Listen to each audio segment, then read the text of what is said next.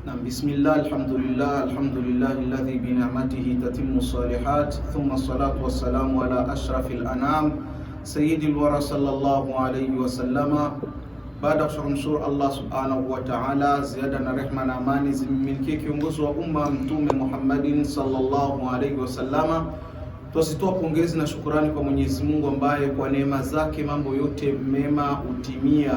Wa man yatawakkal ala Allah fahuwa hasbuh, yoyote ambaye atamtegemea Allah subhanahu wa ta'ala, basi Mwenyezi Mungu subhanahu wa ta'ala atamtosheleza. Ndugu zangu wa Islam, tulizungumza darasa letu ambalo lililopita. We was talking about cleanness, which is tahara, and the cleanness is half of iman also. Cleanness ni half, usafi ni half ya imani. Na tukamaliza hiyo, tukaingia katika taarif ya fiqhi na alwudu, na bado udhu hatujamaliza, lakini siku ambazo tuliobaki nazo na siku ambazo tunazo ambazo Mwenyezi Mungu akipenda pengine Monday tunaweza tukaanza kufunga siku 10 za Dhulhijja. Tukaona darasa letu la leo tulipe unwani fadlu ashru Dhulhijja, fadhila za siku 10 ya Dhulhijja, yale ambayo watu wanayoyapata katika fadla za Dhulhijja. Kwa hivyo tukaona ni vyema tuzungumzie kunako hizo siku 10 ili watu wapate fadla, watu wapate kujua ubora wa siku hizo, ili wapate faida ya siku 10 ambazo tunazifesi. Man jahila shay'un ada, yoyote ambaye hayatambui au kujua kitu au thamani ya kitu huwa anakifanyia uadui. Sisi hatujui thamani ya maisha ya dunia, yani hatujui dunia ukweli wake.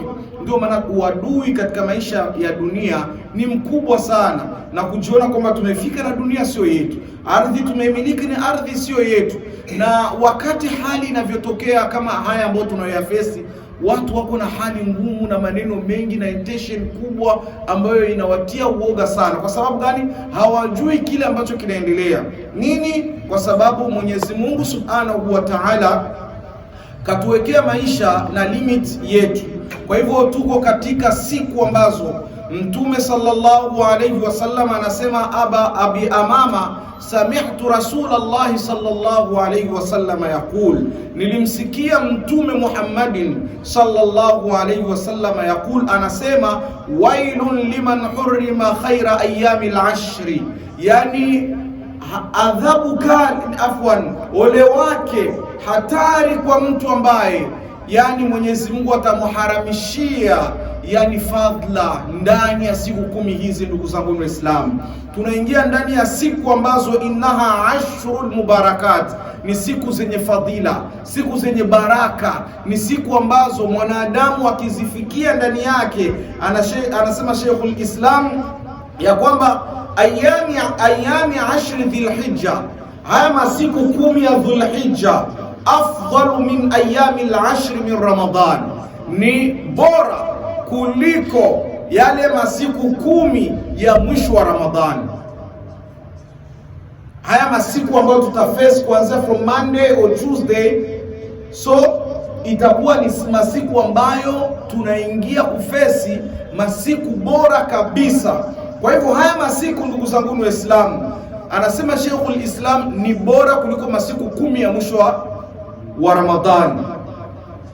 Wa layali al-ashr al-awakhir min Ramadan, na yale mausiku ya mwisho wa 10 la Ramadhani ni bora, afdalu min layali ashri Dhulhijja, ni bora kuliko mausiku haya ya Dhulhijja. Maana yake hizi mchana ambazo tutaishi nazo za Dhulhijja ni bora kuliko zile mchana za Ramadhani za mwisho wa 10.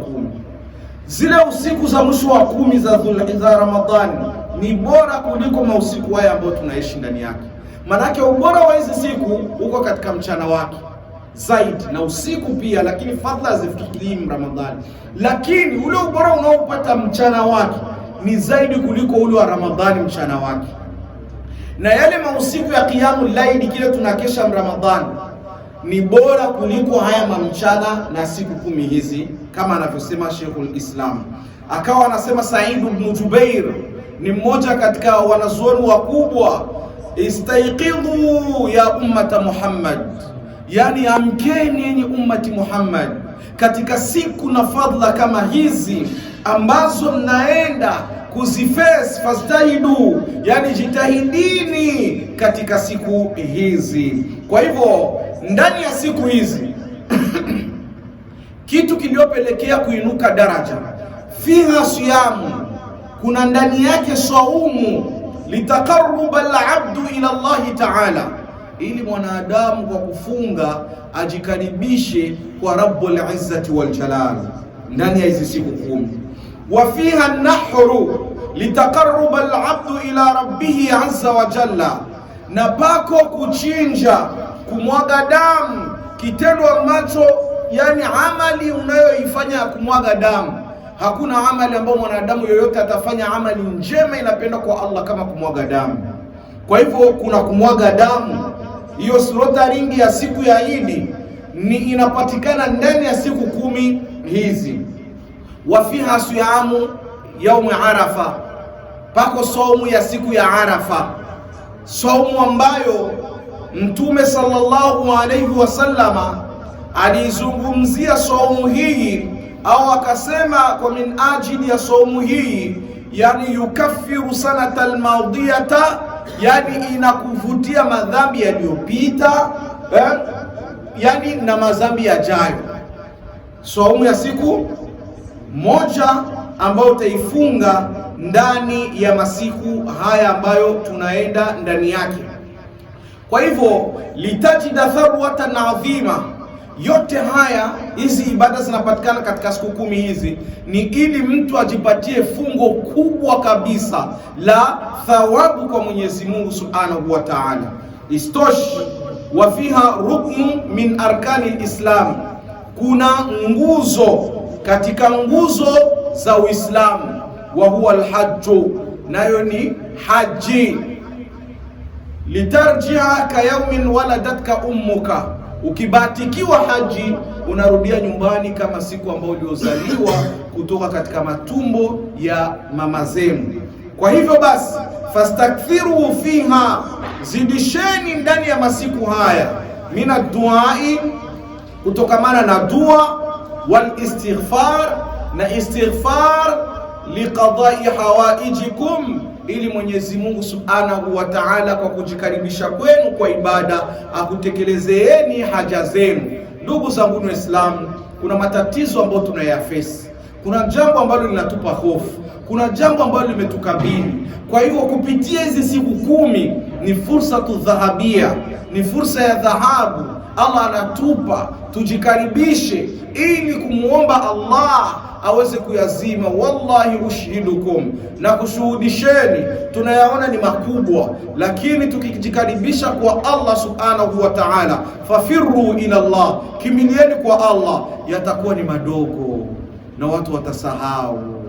Sisi tunayaona ni makubwa, lakini ni madogo, na Allah atayamaliza, kwa sababu ardhi ni yake, wanadamu ni wake, maisha na mfumo na mitihani mwenyewe ndio anapeleka Mwenyezi Mungu Subhanahu wa Ta'ala. Innaha fursatu dhahabia lilmuslimin, hii ni fursa ya dhahabu kwa Waislamu kujikaribisha kwa Allah Subhanahu wa Ta'ala. Mwenyezi Mungu anasema ndani ya Qur'an, wa wa'adna Musa 30 lailatan, tumemwahidi Musa kufunga siku 30 ili tumpe Taurati. Wa atmamnaha bi'ashrin, tukamkamilishia kwa kumwongeza siku zingine 10. Fatamma miqatu rabbih, ikawa imetimia ahadi ya kukutana na Mola wake 40 laila, kwa muda wa siku 40. Kwa hivyo qala almufassirun, wanasema mufassirun, wakati Musa alipoongezwa, aliongezwa siku 10 za Dhulhijja, tarehe 1 mpaka tarehe 10.